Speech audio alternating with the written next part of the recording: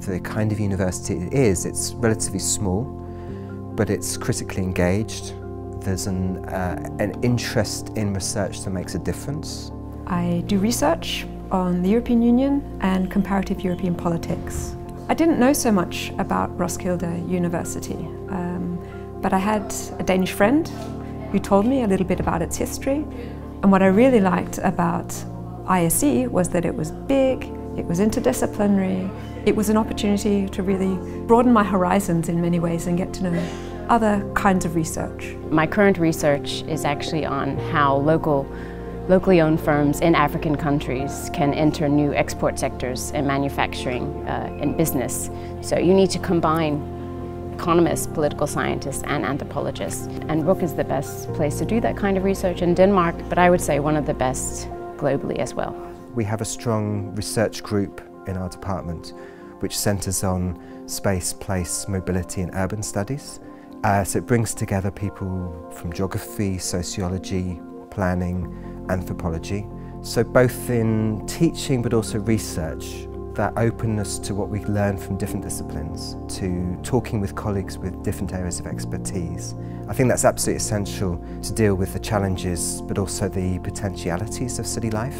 The university offers students 50-50 of research and classroom-based education. That's quite unique for the university itself. What I really liked was resources, a great library, access to a lot of books, the ability to go to lots of conferences, a distribution of work tasks that didn't require a lot of administration compared to other places that I'd been.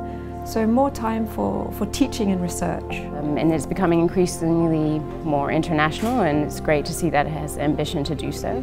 My colleagues are great, and we have first-class colleagues, many who come from other universities or Danes who were educated in London or somewhere else and who have come back. The distinctive way in which, in terms of its origins, built around student-centred learning. There's quite critical, independent learning, which I think people are encouraged to do from the very beginning. I found that exciting, the group project work. The approach towards education is more like problem-based learning. So that really improves the aspect of research and learning towards research. But I think it's striking here that lack of hierarchy, which I think is valuable for education because it creates a possibility of good dialogue. If you decide to come and live in Roskilde or in Copenhagen, you'll be living in the greater Copenhagen area. From an academic perspective, we have 5 universities on the Danish side of the border, 2 just across the border in Sweden, lots of contacts, lots of top-level research environments within 30 to 50 minutes range. I call it a mini London.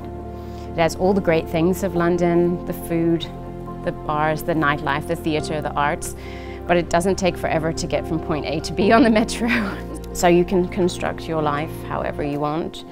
You can live in a global setting, in a cosmopolitan setting, or you can be more embedded in Danish networks. Just like in any global city, it's really up to you.